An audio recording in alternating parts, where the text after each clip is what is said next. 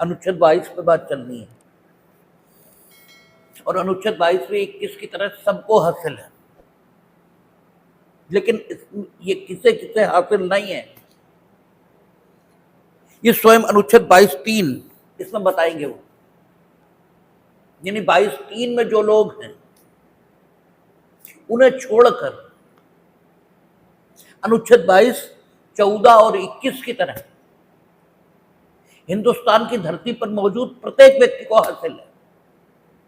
क्योंकि शुरुआत क्या कर रहा है वो, कहता किसी व्यक्ति को जो गिरफ्तार किया गया, इस किसी व्यक्ति से पहले राष्ट्रीयता संबंधी, ये नागरिकता संबंधी कोई सीमा ये वर्णित नहीं है। उसने ये कहा ही नहीं कि भारत का नागरिक या विदेशी, कुछ भी नहीं कहा। उसने सीधे सीधे कहा किसी व्यक्ति को। और चूंकि जो 22 है ये 21 का डेवलपमेंट ये मानते हैं, तो चूंकि 21 सबको उपलब्ध है तो 22 भी सबको उपलब्ध होना ही चाहिए। क्योंकि 21 कहता है कि प्राण और दैहिक स्वतंत्रता, प्राण की स्वतंत्रता और दैहिक स्वतंत्रता, इसे विधि द्वारा स्थापित प्रक्रिया के बिना किसी से भी लिया नहीं जा सकता। और विधि और उसकी स्थापित प्रक्रिया ये कैसी होनी चाहिए, निष्पक्ष, न्यायपूर्ण और तर्कसंगत। तो कोई गिरफ्तारी या कोई भी ऐसी बात जो व्यक्ति की दैहिक स्वतंत्रता या प्राण की स्वतंत्रता इसे छीन रही है, उसकी जांच करने का हक, यानी किसी व्यक्ति की प्राण की स्वतंत्रता या दैहिक स्वतंत्रता इसको उस व्यक्ति से लिया जाना उचित है अथवा अनुचित, इस बात तथ्य की जांच किसी ऐसे व्यक्ति के द्वारा होनी ही चाहिए जिसका उस व्यक्ति से कोई ताल्लुक नहीं है, जिसने संबंधित व्यक्ति को प्राण की स्वतंत्रता या दैहिक स्वतंत्रता से वंचित किया है। वंचित करने वाले का जांच करने वाले से कोई परस्पर ताल्लुक नहीं होना चाहिए। क्योंकि अगर ताल्लुक है, ठीक है, वही व्यक्ति जो प्राण की स्वतंत्रता या दैहिक स्वतंत्रता से व्यक्ति को वंचित कर रहा है, वो व्यक्ति या उसका कोई सुपीरियर या वरिष्ठ व्यक्ति इस तथ्य की जांच करे तो एक संभावना यह है कि वरिष्ठ हमेशा कनिष्ठ, इसका ध्यान रखिएगा, सुपीरियर ये जूनियर का पक्ष ये ले सकता है, सीनियर जूनियर का पक्ष ले सकता है। और ऐसी दशाओं में व्यक्ति की प्राण की स्वतंत्रता और दैहिक स्वतंत्रता जिसके लिए संपूर्ण स्वतंत्रता का संघर्ष हुआ, वो अकारण और अन्यायपूर्ण ढंग से व्यक्ति से छीनी जा सकती है, ऐसा न हो पाए, इसके लिए 21 के बाद 22 इसको रखा गया। और कुछ मिनिमम सेफगार्ड्स, यानी कुछ न्यूनतम रक्षोपाय, ठीक है, कुछ न्यूनतम सिक्योरिटी मेजर्स ये अनुच्छेद 22 में फंडामेंटल राइट के तौर पर इनेक्ट कर दिया, ताकि जब भी किसी को उसकी प्राण की स्वतंत्रता और दैहिक स्वतंत्रता, यद्यपि प्राण की स्वतंत्रता और दैहिक स्वतंत्रता ये बहुत विस्तृत शब्द है, हम लोगों ने अनुच्छेद 21 पर विस्तार से बात की है, और प्राण की स्वतंत्रता और दैहिक स्वतंत्रता शब्दों में हम लोगों ने देखा है कि अनेकानेक अधिकार ये शामिल है। लेकिन इसके बाद भी सबसे मूलभूत जो अधिकार प्राण की स्वतंत्रता या दैहिक स्वतंत्रता में शामिल हो सकता है वो ठीक है, न मारे जाने का अधिकार अर्थात जीवन का अधिकार, और कारागार में या कारावास में अकारण न भेजे जाने का हक, यही हो सकता है। सबसे फंडामेंटल तो यही है। तो अगर किसी व्यक्ति की प्राण की स्वतंत्रता या दैहिक स्वतंत्रता का हनन हुआ है तो वो विधि की स्थापित प्रक्रिया से ही हो, और विधि की स्थापित प्रक्रिया ये विधि में दी रहेगी। ठीक है, कानून की स्थापित प्रक्रिया कानून में दी रहेगी, और अगर कानून ठीक नहीं बना हुआ है तो उसकी कॉन्स्टिट्यूशनलिटी चैलेंज हो, उसे असंवैधानिक घोषित कराया जाए, जो कि एक लंबी प्रक्रिया होगी। इसलिए जरूरी है कि कुछ मिनिमम सेफगार्ड्स, कुछ न्यूनतम रक्षोपाय ये व्यक्ति को मूल अधिकार के तौर पर उपलब्ध करा दिए जाए उन दशाओं में जबकि व्यक्ति गिरफ्तार किया गया है, यानी जब उसकी दैहिक स्वतंत्रता को सीमित कर दिया गया है, तो फंडामेंटल राइट के तौर पर उसे कुछ न्यूनतम रक्षोपाय अपनी गिरफ्तारी के विरुद्ध प्राप्त रहने चाहिए। अदरवाइज हो सकता है कि अगर कोई विधि जिसके अंतर्गत उसे गिरफ्तार किया जाएगा वो सुविधि की आवश्यकताओं को पूरा न करती हो, अर्थात अनुच्छेद 21 में वर्णित विधि और उसकी प्रक्रिया उसके मापदंडों, उसके आदर्शों के अनुकूल न हो, तो भले ही कॉन्स्टिट्यूशनलिटी उस एक्ट की चैलेंज होने पर संबंधित व्यक्ति को अनुतोष प्राप्त हो जाए, लेकिन इस अनुतोष की प्राप्ति में देर बहुत लगेगी, समय बहुत लग जाएगा, और जब समय लग जाएगा तो तब तक उस व्यक्ति को कारागार में ही रहना पड़ेगा, और जब उस व्यक्ति को तब तक कारागार में रहना पड़ेगा तो स्वतंत्रता जो व्यक्ति का सबसे प्रीशियस राइट है और जिसके लिए संपूर्ण स्वतंत्रता का संघर्ष हुआ, वो बहुत लंबे समय तक व्यक्ति को प्राप्त नहीं होगा। जबकि अगर कुछ न्यूनतम रक्षोपाय, कुछ मिनिमम सेफगार्ड्स फंडामेंटल राइट के तौर पर व्यक्ति को उन दशाओं में उपलब्ध करा दिए जाएं जबकि उसकी प्राण की स्वतंत्रता या दैहिक स्वतंत्रता सर्वाधिक गंभीर रूप में खतरे में आ गई है, तो अनुच्छेद 32 या 226 ये उसे तत्काल अनुतोष उपलब्ध करा देंगे यदि उसकी प्राण की स्वतंत्रता या दैहिक स्वतंत्रता का हनन होता है। तो यही सोच जिसकी वजह से अनुच्छेद 22 में फंडामेंटल राइट के तौर पर गारंटीड कर दिया गया, ठीक है, कुछ न्यूनतम रक्षोपायों को, कि अगर व्यक्ति कभी भी गिरफ्तार होगा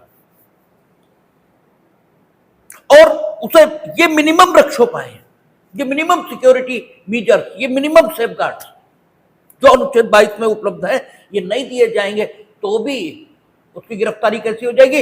इलीगल। और आपसे खूब पूछा जाता है कंपटीशन में,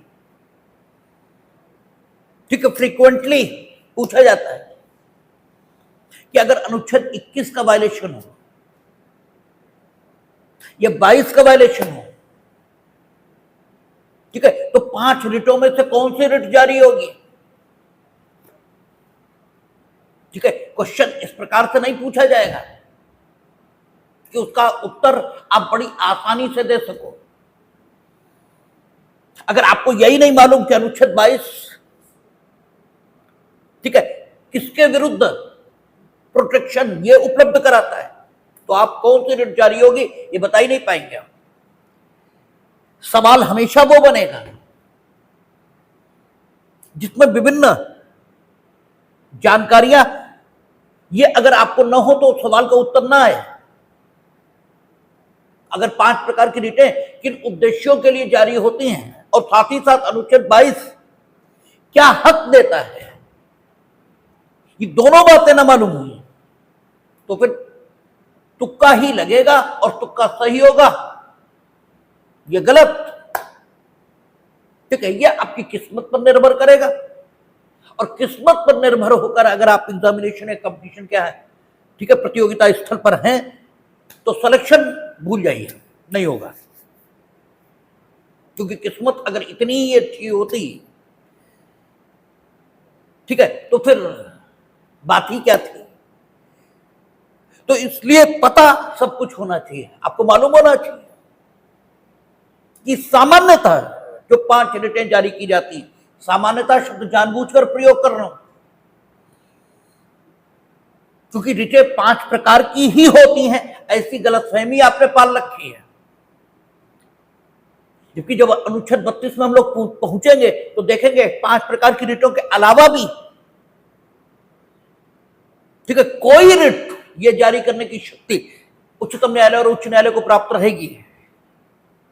ठीक है, इन एप्रोप्रिएट केसेस, यानी appropriate cases meaning thereby जिन मामलों में वे रिटें जारी कर सकते हैं उनमें, हाँ ये ठीक है कि सामान्यतः 5 रिटें ही जारी होती है, सामान्यतः इन जनरल,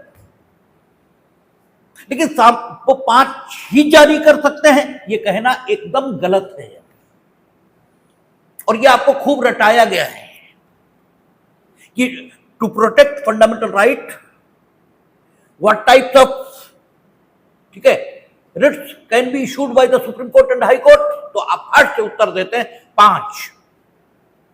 ये पूरी तरह गलत है। हाँ ये सही है कि सामान्यतः ऐसा ही होता है, लेकिन जब आपसे पूछा जा रहा है कि क्या किया जा सकता है तो फिर आप पूरी बात बताएंगे और पूरी बात जब अनुच्छेद 32 हम लोग पहुंचेंगे तो देखेंगे वहां लिखा है कि फंडामेंटल राइट की रक्षार्थ उच्चतम न्यायालय और उच्च न्यायालय कोई आदेश, कोई निर्देश और कोई भी रिट जिसके अंतर्गत 5 प्रकार की रिटें आती हैं जारी कर सकते हैं। खैर वो विषय अभी नहीं है। तो 5 रिटें, उनमें से पहली कौन सी बात है, मंडमस, ये परमादेश, और वो कब जारी करते हैं, जब कोई पब्लिक ऑफिसर, लोक अधिकारी अपने लोक कर्तव्य का, ठीक है, क्योंकि पब्लिक ऑफिसर व्यक्ति भी होगा और अगर व्यक्ति के रूप में उसका जो कर्तव्य है उसको डिस्चार्ज करने से पब्लिक ऑफिसर मना करना है तो मंडमस जारी नहीं होगा। तो उसके व्यक्तिगत कर्तव्यों के अपालन से जो दुखी व्यक्ति है उसे देश की सामान्य विधि में जो अनुतोष उपलब्ध है वो उनके बारे में न्यायालय से अनुतोष प्रदान करने का निवेदन करेगा। उसकी पत्नी इस बात की शिकायत करती है कि he is not discharging the martial obligation towards her, then she can file a petition under section 9 of the Hindu Marriage Act if they belongs to Hindu religion for the restitution of conjugal rights। ठीक है, क्योंकि ये उसका व्यक्तिगत कर्तव्य है, इसका उसके लोक कर्तव्य से कोई ताल्लुक नहीं है, इसके लिए मंडमस जारी नहीं होगी।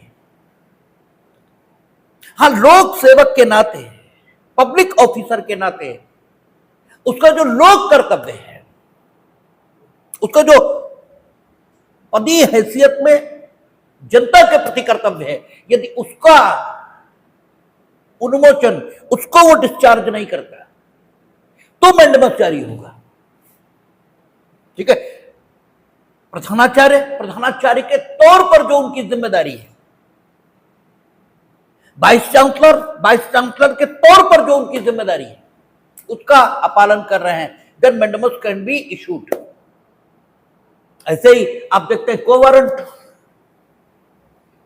अधिकार पक्ष, जब आप किसी लोक पद पर हैं, लोक पद पर, और आप उस ढंग की योग्यता धारित नहीं करते, जो उस लोक पद पर होने के लिए जरूरी है। तो कोर्ट को वारंटो जारी करके आपसे पूछ सकता है कि why you are holding that post, आप उस पद पर क्यों हैं। ठीक है, और इसी में सर्शरियो, उत्प्रेषण और प्रतिषेध, जो न्यायालयीन रिटें कही जाती हैं, वे भी इसी प्रकार के उद्देश्यों के लिए जारी होती हैं, और इन्हीं में हैबियस कॉर्पस और वो इलीगल डिटेंशन के प्रति है। और इलीगल डिटेंशन अनुच्छेद 21 के वायलेशन इस पर भी होगा, और इलीगल डिटेंशन अनुच्छेद 22 का वायलेशन होगा तो भी होगा। इसलिए दोनों दशाओं में 21 का वायलेशन हो या 22 का वायलेशन हो, हैबियस कॉर्पस जारी होगी। और ये खूब पूछा जाता है कि if anybody has violated the right of somebody guaranteed under Article 22 Constitution of India, then what remedies are available to that person? ठीक है, he may file a petition before the High Court or Supreme Court and get issued the writ of habeas corpus। क्यों? क्योंकि गिरफ्तार व्यक्ति कौन कौन से अधिकार रखता है, यह अनुच्छेद 22 में लिखा है। और यदि वो गिरफ्तार व्यक्ति है तो उसे उन अधिकारों को मिलना ही चाहिए, और अगर नहीं दिए गए तो अनुच्छेद 22 वायलेट हुआ है। और 21 अगर जिस विधि के अंतर्गत उसको गिरफ्तार किया गया है, उस विधि में जो प्रक्रिया दी गई गिरफ्तारी की वो सुविधि नहीं है, तो 21 भी वायलेट हो जाएगा। एक ही कृत्य से आपके दो अनुच्छेद ये वायलेट हो सकते हैं, और एक ही कृत्य से आपका एक अनुच्छेद वायलेट हो, ये भी हो सकता है। तो 21 और 22 दोनों में हैबियस कॉर्पस जारी होती है। ठीक है, यद्यपि 21 इसके लिए सिर्फ हैबियस कॉर्पस जारी होगी ऐसा नहीं, क्योंकि प्राण की स्वतंत्रता और दैहिक स्वतंत्रता में बहुत सारे अधिकार शामिल हैं। ठीक है, 21 तब भी वायलेट होता है जब इन्वायरमेंट प्रदूषित हो रहा है। 21 तब भी वायलेट हो जाता है जब आपको प्रॉपर एकोमोडेशन ये नहीं मिला है। 21 तब भी वायलेट होगा जब आपकी जो विवाह करने की स्वतंत्रता है इस पर कोई प्रतिबंध किसी भी ढंग का लग रहा है। तो इन दशाओं में मंडमस, सर्शरियो, प्रोविशन ये भी जारी करने की स्थितियां बन सकती हैं। यद्यपि को वारंटो जारी करने की स्थिति बन सकती या नहीं बन सकती, ऐसा कोई उदाहरण मेरे दिमाग में नहीं आ रहा, लेकिन स्थिति देखकर ऐसा कहा जा सकता है कि हो सकता है ऐसी कोई स्वतंत्रता वायलेट हो जिसमें कोवारंटो जारी करने की स्थिति यह भी आ जाए। ठीक है, यह भी संभव है। यानी 21 ज्यादा ब्रॉड कॉन्सेप्ट का प्रतिनिधित्व करता है, लेकिन जहां तक 22 की बात है वो केवल गिरफ्तारी तक सीमित है। ठीक है, 22 का संबंध अन्य किसी चीज से नहीं है। 21 का संबंध गिरफ्तारी प्लस बहुत सारी चीजों से है, लेकिन 22 का संबंध केवल गिरफ्तारी से है, जिससे 20 का संबंध केवल क्रिमिनल प्रोसिक्यूशन से है। ठीक है, 20(1), 20(2), 20(3) हम लोग देखते हैं। ठीक है, 20(1) कहता था शायद रिट्रोस्पेक्टिव लॉज, ठीक है, क्रिमिनल मामलों में। ठीक है, 20(2) दोहरे खतरे से संरक्षण, और तीसरा 20(3) आत्मविशंसन, तीनों ठीक है क्रिमिनल ट्रायल इससे संबंधित मामले थे। हम लोगों ने देखा था तीनों 21, 22, 23 पर बात हुई थी, तो वो आपराधिक मामलों से संबंधित मामला था। 22 भी गिरफ्तारी की बात कर रहा है। ठीक है, और सामान्यतः गिरफ्तारी जो दांडिक विधियां हैं, इनके अंतर्गत होती है। और दांडिक विधि न भी हो तो भी गिरफ्तारी में आपके जो शरीर की स्वतंत्रता है ये एट स्टेक, ये तो होती ही है। अब ये भी हो सकता है 22 वायलेट हो, 19 भी वायलेट हो जाए एक ही कृत्य से, क्योंकि 19 में भारत के राज्य क्षेत्र में कहीं भी आने जाने की स्वतंत्रता और भारत के राज्य क्षेत्र में कहीं भी बस जाने की स्वतंत्रता। जब गिरफ्तार आप हो गए तो वो भी वायलेट हुई है। तो अगर ऐसा है तो 19 में जो प्रतिबंध लगाने की शीर्षक है, भारत के राज्य क्षेत्र में कहीं भी आने जाने आदि की स्वतंत्रताओं पर उन प्रतिबंध के शीर्षकों के अंतर्गत भी कानून को युक्ति संगत ये होना पड़ेगा। ये हम लोगों ने एक एक गोपालन पर जब बात की तो भी खूब बात हुई, मेनका गांधी पर बात की तो भी खूब बात हुई, और अब 22 पर बात कर रहे हैं तो भी बात चल रही है। कुल मिलाकर आपको अपना दिमाग खोलकर रखना चाहिए और ये मानकर चलना चाहिए कि आपके एक ही कृत्य से बहुत सारे प्रावधान ये आकृष्ट हो सकते हैं, आकर्षित हो सकते हैं। तो कुल मिलाकर अनुच्छेद 22 गिरफ्तार व्यक्ति को संरक्षण ये दे रहा है, और वो जो गिरफ्तार व्यक्ति को संरक्षण दे रहा है ये राष्ट्रीयता, नागरिकता इसका विचार किए बिना दे रहा है, क्योंकि वो कहता है किसी व्यक्ति को जो गिरफ्तार किया गया उसने और कोई विशेषण लगाया ही नहीं। ठीक है, अनुच्छेद 19 में आप देखते हैं भारत का नागरिक, यहां किसी गिरफ्तार व्यक्ति को, ठीक है, क्योंकि आपके यहां विदेशी भी गिरफ्तार हो सकता है, ठीक है, हमारे कानूनों का वायलेशन करने की दशा में। और अगर हम विदेशी को फेयर प्रोसीजर ये उपलब्ध नहीं कराएंगे तो वर्ल्ड वाइड जो एक सभ्य देश की साख होती है वो आपकी नहीं बचेगी, और सभ्य देश की साख न बचने पर जो दुष्परिणाम पैदा होते हैं अंतर्राष्ट्रीय स्तर पर, उनकी एक झलक आप अपने घरों में देख सकते हैं, क्योंकि जो कुछ घरेलू स्तर पर है वही अंतर्राष्ट्रीय स्तर पर है, उसमें कुछ बदलाव नहीं होते।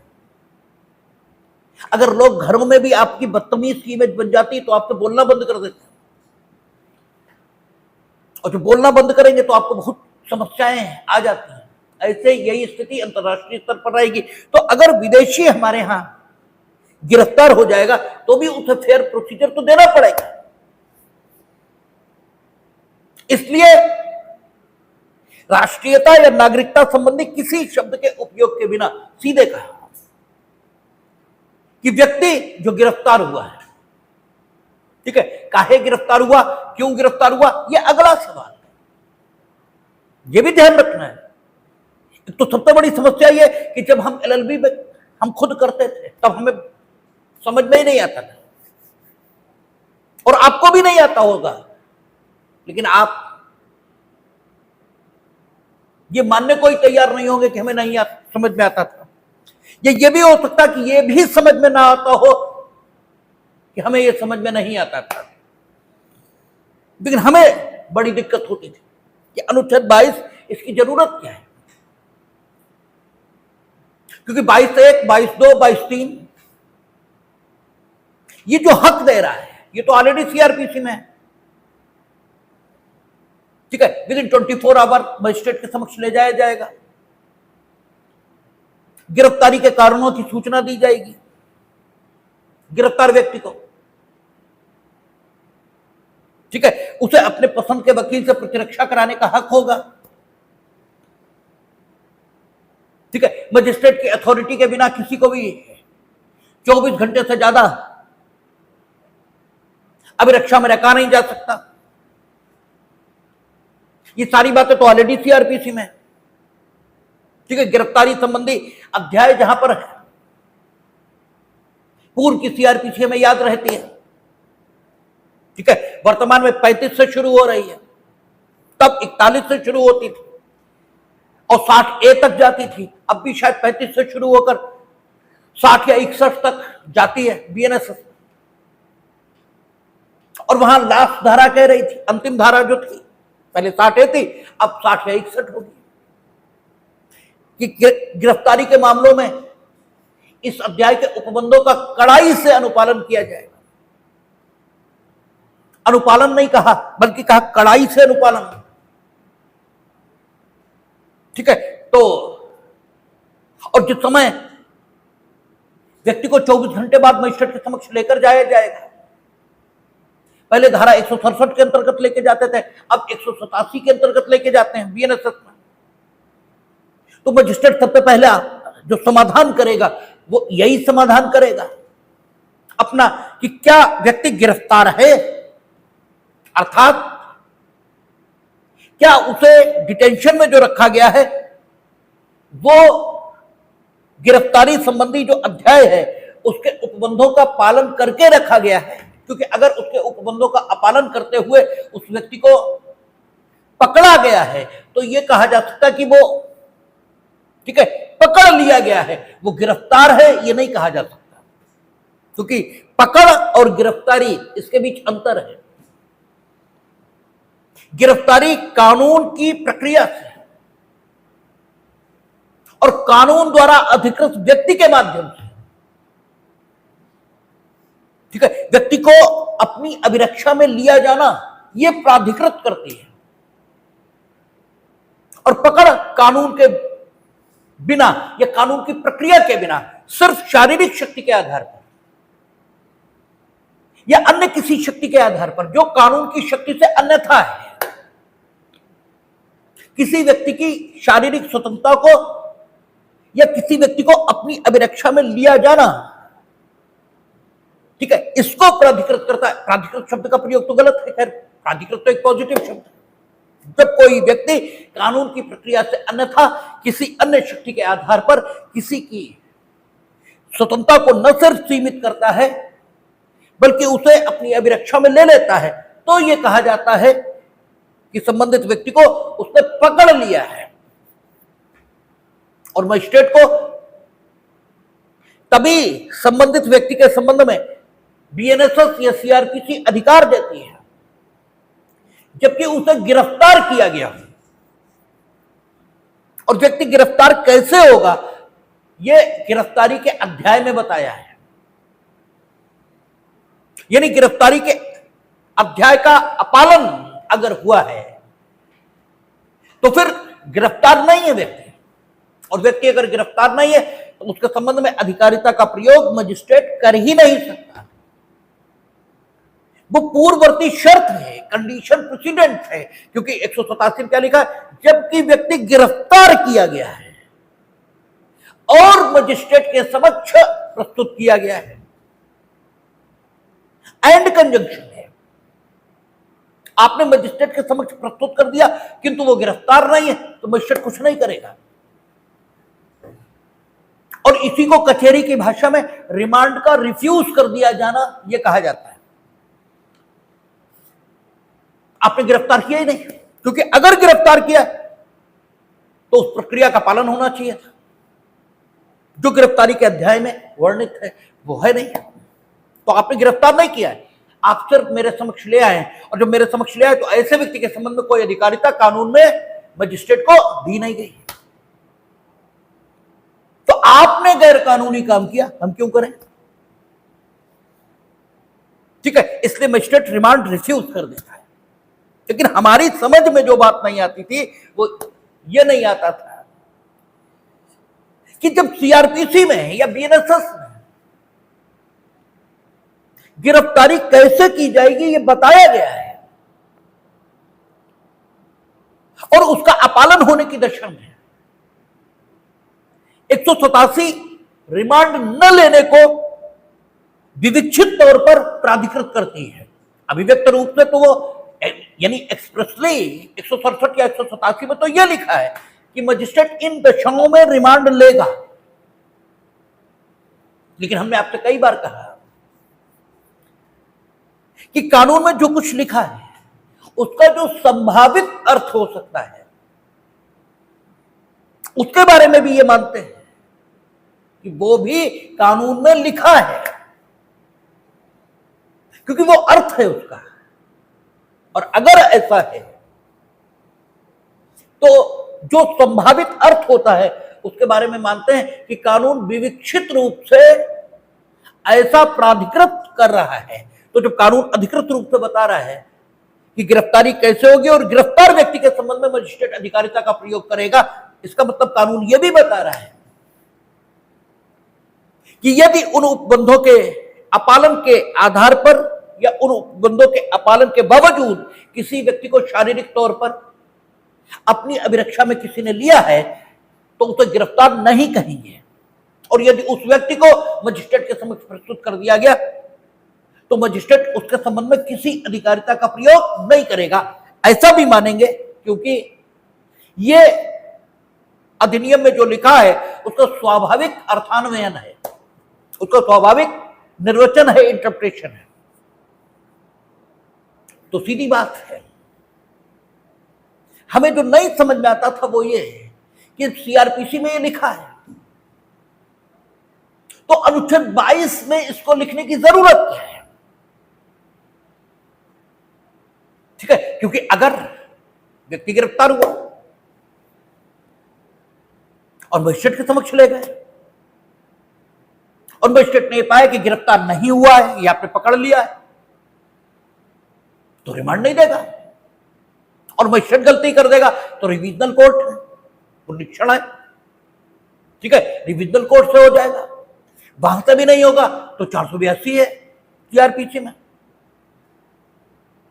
ठीक है, जो बीएनएसएस में 500 कुछ हो गई है, 508 यानी कितनी हो गई, जो भी होगी है 530 के आसपास होगी, ठीक है, ठीक है, तो वहां हो जाएगा। और फिर अगर आप कहते हैं वहां कुछ नहीं होगा तो यहां भी तो हाई कोर्ट और सुप्रीम कोर्ट जाना है तो यहां कौन सा हो जाएगा? आखिर क्यों? अनुच्छेद 22 तब दिमाग ये नहीं सोच पाता था कि यहां यह लिखा गया है कि जबकि किसी व्यक्ति को जो गिरफ्तार किया गया है, यह नहीं कहा आपराधिक आरोप पर गिरफ्तार किया गया है, यह नहीं कहा, बड़ी बात कही है, उसने कहा किसी व्यक्ति को जो गिरफ्तार किया गया है। क्यों गिरफ्तार किया गया है इससे मतलब नहीं है, यानी अनुच्छेद 22 हर गिरफ्तार व्यक्ति को उपलब्ध है, वो किस लिए गिरफ्तार हुआ इससे मतलब ही नहीं है। तो ये बड़ी बात है। और सीआरपीसी या बीएनएसएस उस दशा की बात करती है जब व्यक्ति आपराधिक आरोप पर गिरफ्तार हुआ है। जरूरी नहीं है व्यक्ति आपराधिक आरोप पर गिरफ्तार हो, ठीक है। और ये हम लोगों ने पढ़ा था जब कॉन्स्टिट्यूशन में हम लोग संसदीय विशेषाधिकारों के बारे में पढ़ रहे थे, ठीक है। पहला मुकदमा आया था गणपति वर्सेस नफीसुल हसन, ठीक है, फिर आया था शर्मा वर्सेस सिन्हा और फिर तीसरा आया था केशव सिंह का मामला। तो जो गणपति वर्सेस नफीसुल हसन में कोर्ट ने कहा था वही केशव सिंह में कहा, और केशव सिंह में जो कुछ कहा वो आज तक का कानून है, वही आज भी लागू हो रहा है। और शर्मा वर्सेस सिन्हा में जो कहा था वो गणपति वर्सेस नफीसुल हसन के अगेंस्ट था, उल्टा था, इसलिए वो गुड लॉ नहीं था, उसको आज की डेट पर फॉलो नहीं करते। और गणपति वर्सेस नफीसुल हसन में हुआ क्या था कि एक व्यक्ति को उत्तर प्रदेश इस लेजिस्लेचर के विशेषाधिकार के हनन के लिए, यानी लेजिस्लेचर ने अपने कंटेम्प्ट के लिए, अपनी अवमानना के लिए एक व्यक्ति को गिरफ्तार करने के लिए वारंट ये जारी किया था। और संबंधित व्यक्ति की गिरफ्तारी बंबई में हुई थी और उसको लेकर आए थे और होटल क्लार्क अवध में 3 दिन तक रखा था और मजिस्ट्रेट के समक्ष प्रस्तुत नहीं किया था। उच्चतम न्यायालय ने हाइबियस कॉर्पस जारी की थी और उस व्यक्ति को छुड़वा दिया। तर्क यही था कि अनुच्छेद 22 का वायलेशन है। क्योंकि अनुच्छेद 22 यह कहता है कि व्यक्ति जो गिरफ्तार किया गया है, क्यों गिरफ्तार किया गया इससे मतलब ही नहीं है। आप ये नहीं कह सकते कि चूंकि हमने आपराधिक आरोप पर गिरफ्तार नहीं किया था इसलिए मजिस्ट्रेट के समक्ष प्रस्तुत किए जाने की कोई आवश्यकता नहीं थी, ये नहीं कह सकते आप, क्योंकि आपराधिक आरोप पर आपने गिरफ्तार किया है। तब तो सीआरपीसी और अनुच्छेद 22 दोनों आपके ऊपर यह दायित्व रख रहे हैं कि आप संबंधित व्यक्ति को मजिस्ट्रेट के समक्ष प्रस्तुत करो। लेकिन अगर आपने आपराधिक आरोप से अन्यथा किसी व्यक्ति को गिरफ्तार किया तो भी it is your constitutional duty कि आप संबंधित व्यक्ति को मजिस्ट्रेट के समक्ष प्रस्तुत करो। ठीक है, यदि आप ऐसा नहीं कर रहे हैं तो आप अपनी कॉन्स्टिट्यूशनल ड्यूटी को वायलेट कर रहे हैं, और यहां से पता लगता है कि यह एक महत्वपूर्ण अधिकार है, क्योंकि यह आपको हर उस दशा में उपलब्ध है जिसमें आप गिरफ्तार हुए, आपराधिक आरोप पर गिरफ्तार हुए, ये नहीं है। गिरफ्तार हुए बात खत्म हो गई। ठीक है, you will have the right to be produced before the magistrate. अब कौन सा मजिस्ट्रेट और किस लिए, ठीक है, ये नहीं लिखा है यहां कि मजिस्ट्रेट इसके समक्ष प्रस्तुत होने पर मजिस्ट्रेट क्या करेगा, ये नहीं लिखा है यहां। लेकिन कोई भी बात पर्पजलेस नहीं हो सकती। ठीक है, एक जुडिशियल इंटरप्रिटेशन, एक जुडिशियल माइंड और एक आम आदमी के दिमाग में यही फर्क होता है। ठीक है, या यूं कहें कि जो अन्य स्ट्रीम के पढ़ने वाले हैं, एमबीए, एमसीए, बीटेक, और जो सो कॉल्ड पढ़े लिखे समाज में होते हैं,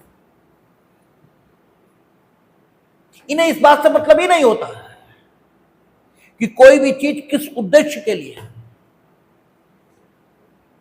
ये सिर्फ लकीर के फकीर होते हैं, जो लिखा है उतना कर देंगे, ये मानेंगे ही नहीं, ये सोचेंगे ही नहीं कि ऐसा लिखा क्यों है।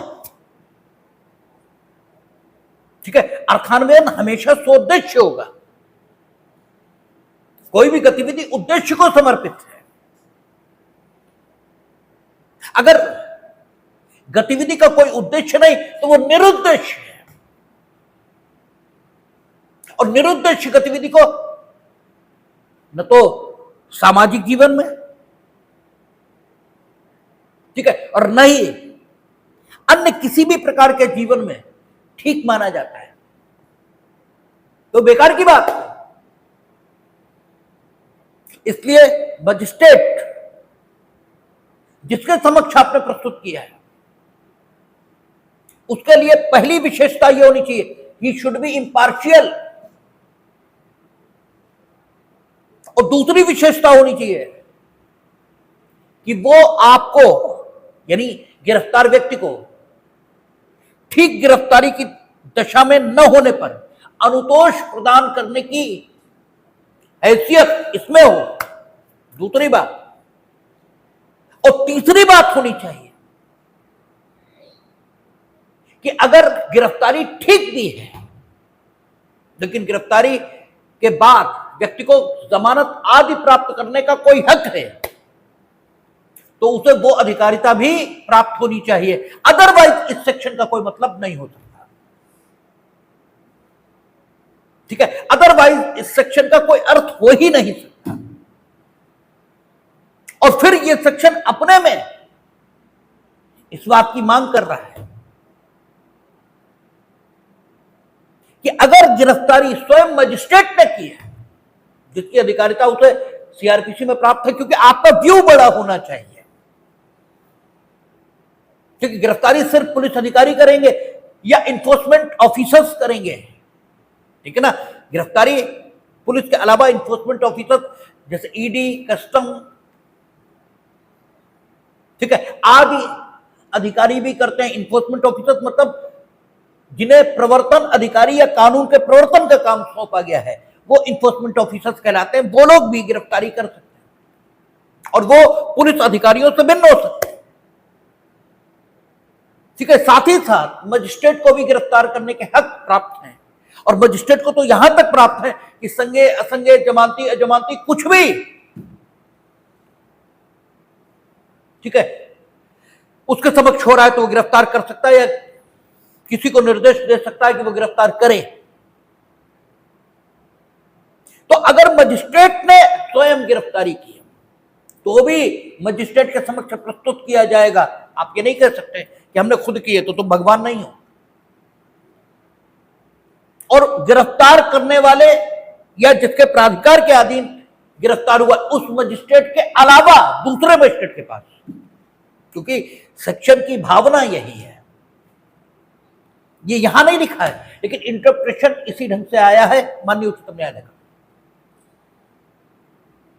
और उस मजिस्ट्रेट के समक्ष प्रस्तुत किया जाएगा जो संबंधित व्यक्ति के संबंध में अनुतोष प्रदान करने का हक रखता है। हां, ये ठीक है कि ये जरूरी नहीं है कि मजिस्ट्रेट उस समय अपने न्यायालय में ही बैठा हो। मजिस्ट्रेट के समक्ष प्रस्तुत किया जाएगा, सिर्फ इतना है, क्योंकि गिरफ्तारी किसी भी समय हो सकती है, ठीक है। और मजिस्ट्रेट हर समय अपने न्यायालय में बैठा नहीं होगा। मजिस्ट्रेट का न्यायालय 24x7 और 365 दिन खुला नहीं रहता है, ठीक है। लेकिन उसके समक्ष प्रस्तुत किया जाएगा तो फिर कहीं भी प्रस्तुत किया जाएगा, बात खत्म हो गई। और यह माननीय उच्चतम न्यायालय द्वारा निर्धारित है, क्योंकि राम मनोहर लोहिया वर्सेस, ठीक है, superintendent of the central prison, इसमें यह निर्धारित हुआ था। राम मनोहर लोहिया को गिरफ्तार किया था थाने में और वहीं सिटी मजिस्ट्रेट आ गए, ठीक है। ऐसे सेक्शंस के अधीन गिरफ्तार किया था जिसमें सिटी मजिस्ट्रेट यानी एग्जीक्यूटिव मजिस्ट्रेट अनुतोष प्रदान करने की अधिकारिता रखते थे। सिटी मजिस्ट्रेट ने वहीं, ठीक है, उनकी अभिरक्षा को प्राधिकृत कर दिया, चुनौती दी गई तो कोर्ट ने इसको ठीक माना, ठीक है, और कहा कि मजिस्ट्रेट के समक्ष प्रस्तुत किए जाने की बात है और वो मजिस्ट्रेट ऐसा होना चाहिए जो गिरफ्तारी से अनकनेक्टेड हो, गिरफ्तारी से जिसका कोई ताल्लुक, संबंध न हो। तो वो इस मामले में सिटी मजिस्ट्रेट थे, इसलिए गिरफ्तारी में कोई अवैधता नहीं है, इलीगलिटी नहीं, ऐसा कोर्ट ने कहा। फिर अगला मुकदमा हुआ, उसमें उच्चतम न्यायालय नाम भूल गए हम, ठीक है, प्रभाकर राव जाने क्या है, ठीक है। उसमें कहा कि जरूरी नहीं है कि मजिस्ट्रेट अपने न्यायालय में बैठा हो, इसकी कोई आवश्यकता नहीं है, मजिस्ट्रेट के समक्ष प्रस्तुत किया जाएगा, बस इतना है। और गिरफ्तारी के प्रत्येक मामले में, और आपको उदाहरण देकर सिर्फ बताया गया है कि जैसे संसदीय विशेषाधिकारों के हनन के मामले में व्यक्ति गिरफ्तार होता है किंतु आपराधिक आरोप पर नहीं, ठीक है। तो गिरफ्तारी के प्रत्येक मामले में, हालांकि कुछ एक्सेप्शंस आएंगे अभी जहां गिरफ्तारी होगी, ठीक है, आपराधिक आरोप से अन्यथा होगी, लेकिन मजिस्ट्रेट के समक्ष प्रस्तुत करना जरूरी नहीं होगा, ठीक है। लेकिन वो एक्सेप्शन स्वयं अनुच्छेद 22 में बताए जाएंगे और वो एक्सेप्शंस हैं, और चूंकि एक्सेप्शंस है इसलिए सामान्य नियम इसका अपवाद ही प्रस्तुत करेंगे, सामान्य नियम को प्रतिस्थापित, सब्स्टिट्यूट नहीं करेंगे। सामान्य नियम यही है कि अगर व्यक्ति की गिरफ्तारी हुई है और गिरफ्तारी का मामला अपवादिक मामलों में नहीं आया, तो फिर गिरफ्तारी क्यों हुई इस प्रश्न पर विचार किए बिना व्यक्ति को मजिस्ट्रेट के समक्ष प्रस्तुत करना होगा, और कब? विद इन 24 आवर्स, और 24 घंटे के अंदर आपने प्रस्तुत कर दिया और फिर ले जाकर बंद कर दिया, ये नहीं है। 24 घंटे के बाद मजिस्ट्रेट के समक्ष आपने प्रस्तुत कर दिया, तो 24 घंटे के बाद मजिस्ट्रेट इसकी अधिकारिता या इसकी अथॉरिटी के बिना आप किसी को डिटेन नहीं करेंगे। ठीक है, ये भी, और ये नहीं लिखा है कि मजिस्ट्रेट अपने समक्ष प्रस्तुत किए जाने पर क्या करेगा, लेकिन इसका अर्थ यह नहीं है कि मजिस्ट्रेट कुछ नहीं करेगा, बल्कि इसका अर्थान्वयन ऐसे किया जाएगा कि मजिस्ट्रेट को यह मालूम ही होना चाहिए कि जब उसके समक्ष व्यक्ति लाया गया है तो उसे क्या करना चाहिए। ठीक है, इसलिए नहीं लिखा गया है। He must apply his judicial mind. अपना दिमाग मत लगाइए, अपना न्यायिक मस्तिष्क लगाइए। न्यायिक मस्तिष्क meaning thereby you must ask why you have arrested that person, have you followed that procedure which is given in the concerned statute for the arrest of that person। ठीक है, आप you must inquire that on which allegation the authority is saying that I have arrested him, तो वो allegation उसके विरुद्ध बन भी रहा है या बन ही नहीं रहा। ठीक है, और अगर बन भी रहा, ठीक है, लेकिन there is a provision for bail in that institute, तो आप बेल उसे मिल सके, ठीक है, इसके लिए व्यवस्था ये करिए। ठीक है, और व्यवस्था हो सके इसी के लिए यहां राइट अगला गारंटीड किया। अभी हम पहुंचे नहीं वहां। अपने पसंद के वकील से प्रतिरक्षा, ठीक है, इसे कराने का हक होगा। यू मस्ट, ठीक है, आप सुनिश्चित करिए ऐसा कि वो अपने पसंद के वकील से प्रतिरक्षा करा सके। जो सेक्शन का कुल लब्बो-लुआब उभर रहा है, वो मजिस्ट्रेट पर ये ड्यूटी कास्ट कर रहा है कि इन एवरी केस ऑफ अरेस्ट, और एवरी केस, ये महत्वपूर्ण बात है, ये छोटी बात नहीं, और ये छोटी बात नहीं है। जब हम लोग इमरजेंसी देखेंगे, जो फंडामेंटल राइट जब हम लोग खत्म करेंगे, यानी अनुच्छेद 32 पूरा होगा, उसके बाद आएगा effect of emergency on fundamental rights. ठीक है, तो दिखाई देगा कि ये कितने महत्व की बात है in every case of arrest. सीधी बात, ठीक है। हालांकि अनुच्छेद 22 के संदर्भों में वो महत्व नहीं दिखाई देगा, वो महत्व सीआरपीसी के संदर्भों में दिखाई देगा, लेकिन फिर भी चर्चा चलेगी उस पर। लेकिन ये महत्व की बात कि एवरी केस ऑफ अरेस्ट, ठीक है, और किन किन मामलों में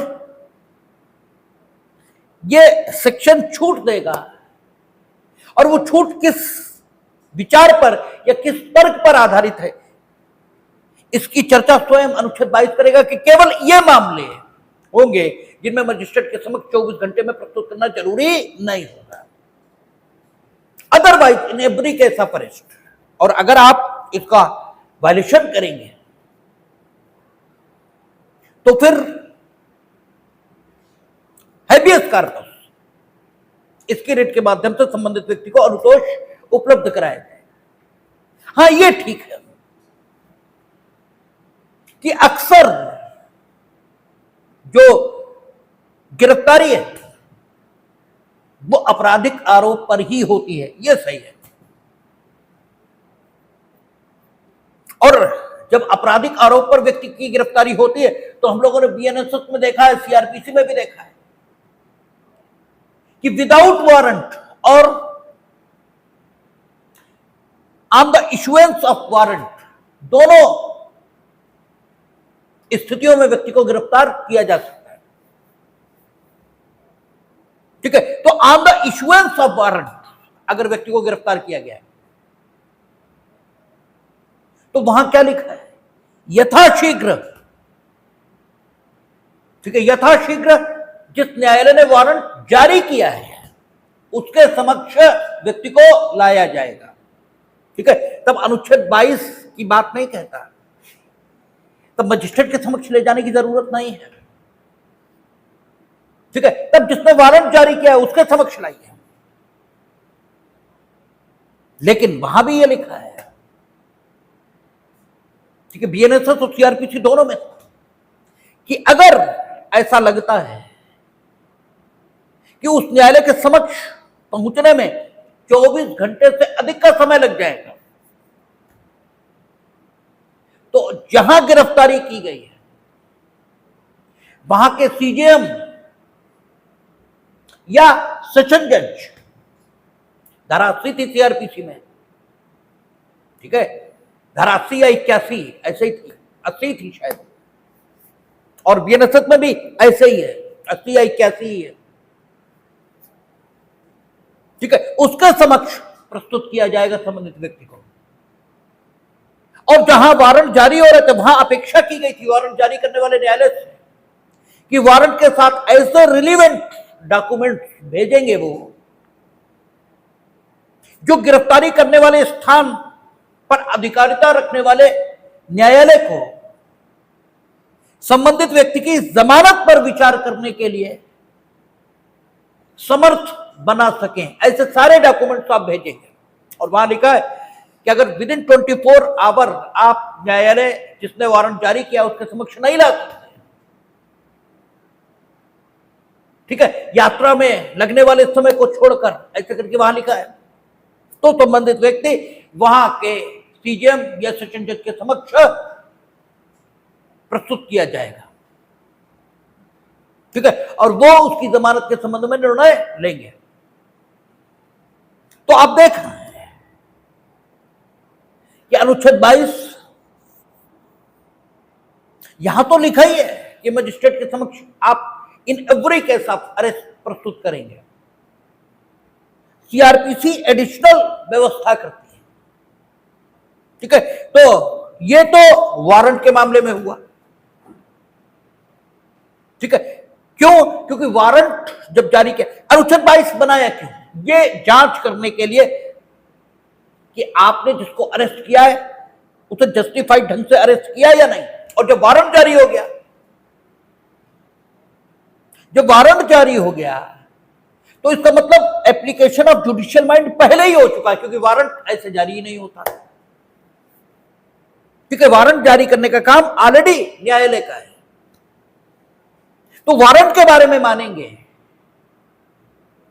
कि already application of judicial mind हुआ है, इसलिए सीआरपीसी में या अन्य जो इंस्टीट्यूट हो उनमें भी संभवतः ऐसा प्रावधान हो सकता है कि वारंट जारी करने वाले न्यायालय के समक्ष आप लाएंगे।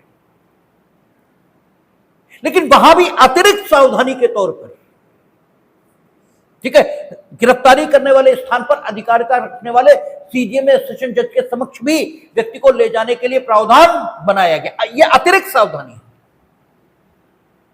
क्योंकि स्वतंत्रता बहुत प्रीशियस राइट है। लेकिन अगर बिना वारंट आपने गिरफ्तार किया है, ठीक है, क्योंकि सेक्शन 35 या पूर्व में 41 बिना वारंट गिरफ्तारी का हक देती थी। ठीक है, तब उन दशाओं में अनुच्छेद 22 एक महत्वपूर्ण भूमिका निभाता है। कैसे? तब मजिस्ट्रेट के समक्ष प्रस्तुत करने से संबंधित जो प्रावधान है वो महत्वपूर्ण भूमिका नहीं निभाता, बल्कि अनुच्छेद 22, ठीक है, एक यह महत्वपूर्ण भूमिका निभाता है। कैसे? कहता किसी व्यक्ति को जो गिरफ्तार किया गया है, ऐसी गिरफ्तारी के कारणों से यथाशीघ्र अवगत कराए बिना अभिरक्षा में निरुद्ध नहीं रखा जाएगा या अपनी रुचि के विधि व्यवसायी से परामर्श करने और प्रतिरक्षा कराने के अधिकार से वंचित नहीं रखा जाएगा। इस रूप में आपने बिना वारंट व्यक्ति को गिरफ्तार कर लिया, तो गिरफ्तारी के कारण बताएंगे आप। इसका मतलब यह हुआ कि गिरफ्तारी के कारण होने चाहिए, तभी तो बताएंगे। ठीक है, अगर गिरफ्तारी के कारण ही नहीं है तो क्या खाक बताओगे? ठीक है, गिरफ्तारी के कारण है, ये कहा कब्जा, क्योंकि तुम कह दोगे सिर्फ कि साहब तुम्हारे खिलाफ मुकदमा लिख गया इसलिए हम गिरफ्तार कर रहे हैं, तो ऐसा मुकदमा तो झूठ भी लिख सकता है। मुकदमा जिसने लिखाया वो सत्यवादी हरिश्चंद्र के खानदान से उतर के तो आया नहीं था, वो तो झूठा भी लिखा सकता है। और जिसने लिखाया वो इस देश का जितना नागरिक है उतना ही नागरिक वो भी है जिसके खिलाफ लिखा। और as a state, whether it is executive, legislature और जुडिशियरी, सबका कर्तव्य है कि न इसके अधिकारों का उल्लंघन हो और न उसके अधिकारों का उल्लंघन हो, बल्कि जो होना है सो हो। अगर इसने अपराध किया है तो इसे जेल जाना चाहिए, और नहीं किया है तो उसको संरक्षण मिलना चाहिए। तो सिर्फ इतना कह देना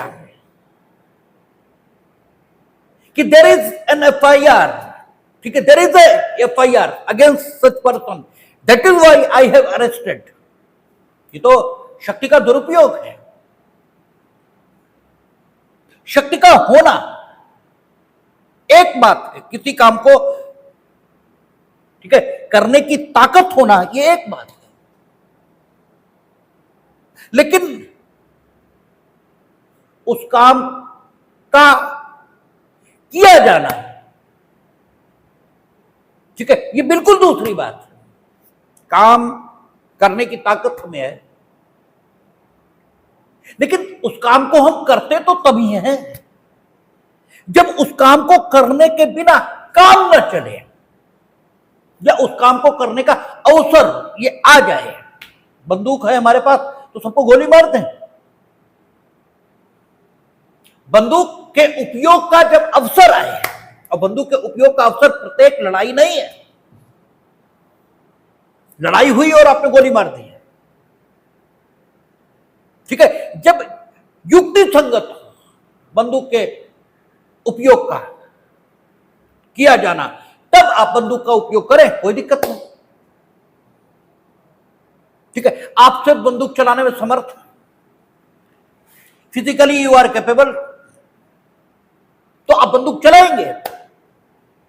यही बात कही है Joginder Singh versus state of Uttar Pradesh, जो हम लोगों ने अनुच्छेद 21 में भी आपराधिक न्याय प्रशासन के संदर्भ में पढ़ा था जब गिरफ्तारी की बात कर रहे थे, और 22 में भी वही बात आएगी, क्योंकि यहां कहा आप गिरफ्तारी के कारण बताएंगे उसे, और गिरफ्तारी के कारण ये नहीं हो सकते कि कानून में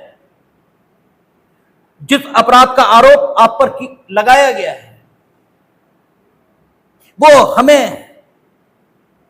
गिरफ्तारी की ताकत देता है, ये कारण नहीं हो सकता।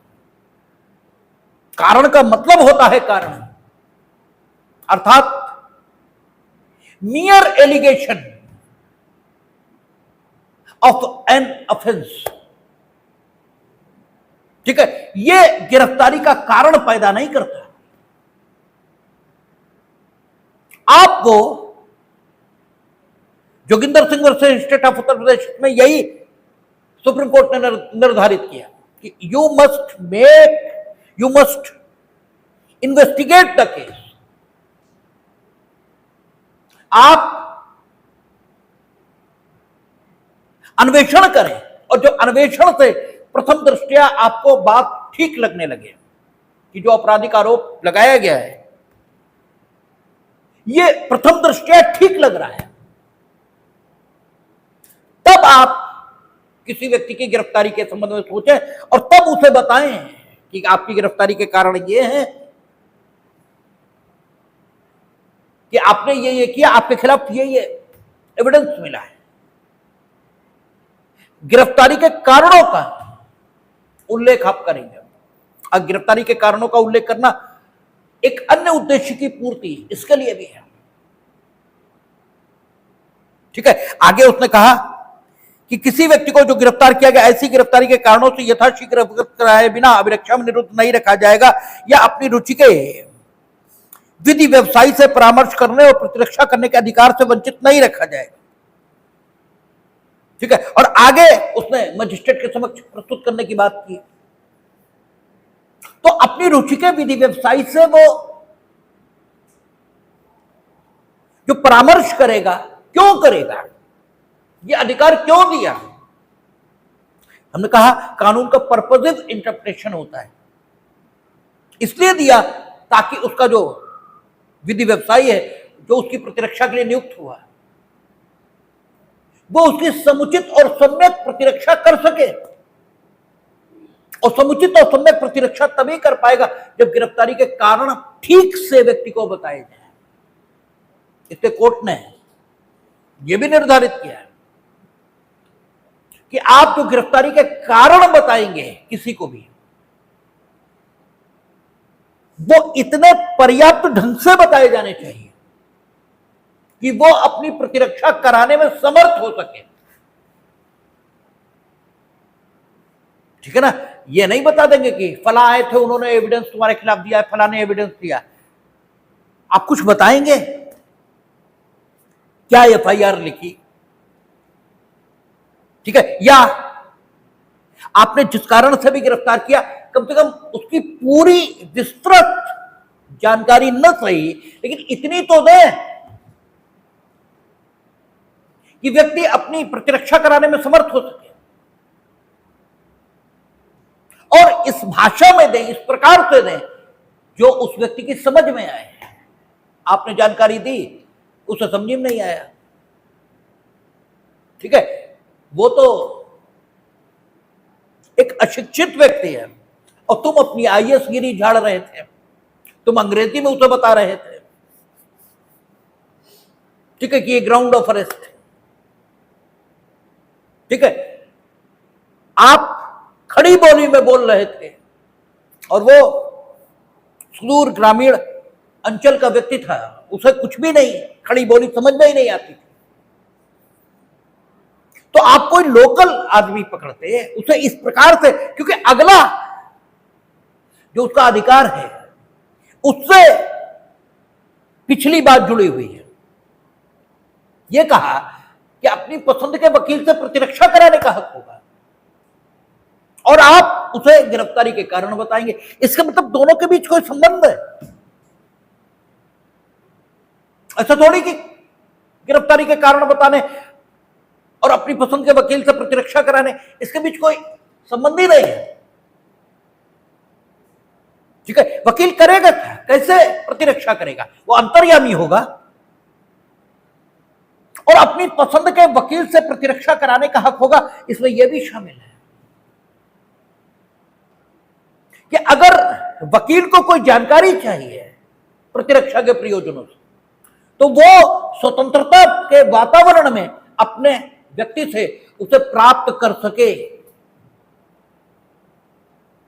इसीलिए यह भी डिसाइड हुआ और अब तो वो स्टैट्यूटरी लॉ का पार्ट भी बन गया कि प्रत्येक व्यक्ति को अपने वकील से, ठीक है, बात करने का कानूनी हक होगा और उस समय पुलिस वहां पर नहीं रहेगी। ठीक है, और वकील को सुरक्षा दी गई है एविडेंस एक्ट में, उससे कुछ पूछा नहीं जा सकता कि आपके मुवक्किल ने आपको क्या बताया। ठीक है, और उसे किसी भी क्रिमिनल प्रोसिक्यूशन के अधीन नहीं किया जाएगा ताकि वो अपनी प्रोफेशनल ड्यूटीज को, अपनी पेशेगत जिम्मेदारियों को ठीक है, पूरे ढंग से डिस्चार्ज कर सके, उनका पालन कर सके। ठीक है, तो वकील से प्रतिरक्षा कराना यह हक है, और इन एवरी केस ऑफ अरेस्ट यह हक है, और ये बहुत महत्व की बात है। ठीक है, in every case of arrest वकील से प्रतिरक्षा कराने का हक है। जो पंचायत राज अधिनियम है उसमें न्याय पंचायत के समक्ष वकीलों के उपस्थित होने पर रोक लगाई गई थी कि न्याय पंचायत के समक्ष वकील के माध्यम से प्रतिरक्षा नहीं कराई जाएगी। ठीक है, वकीलों को वहां जाने का हक नहीं होगा। इस प्रावधान को शून्य घोषित कर दिया गया अनुच्छेद 22 के विरोध में होने के कारण, Shobharam versus union of India. ठीक है, यही कहा कि ना, ये कहा है in every case of arrest, और अरेस्ट उसके बाद वो जमानत पर छूट गया, ये तब आप वकील से प्रतिरक्षा वो नहीं कराएगा, ये नहीं है। अगर किसी मामले में गिरफ्तारी हुई है, बस बात खत्म। गिरफ्तारी के बाद क्या हुआ मतलब ही नहीं है, गिरफ्तारी हो गई, बस बात खत्म। आदमी को अपने वकील से प्रतिरक्षा कराने का हक यहीं से मिल गया, और यह हक तब तक रहेगा जब तक वो मामला व्यक्ति के खिलाफ चलता रहेगा। ठीक है, क्योंकि इन एवरी केस ऑफ अरेस्ट, बस इतना ही कहा। ठीक है, तो अनुच्छेद 22 गिरफ्तार व्यक्ति के अधिकारों के संबंध में, यही ए.के. गोपालन में आधार बना था कि उन्होंने कहा था कि नहीं नहीं, वो तो ए.के. गोपालन अरेस्ट है, तो उनके अधिकारों को तो केवल हम अनुच्छेद 22 के आधार पर देखेंगे, 21 से कोई मतलब नहीं है,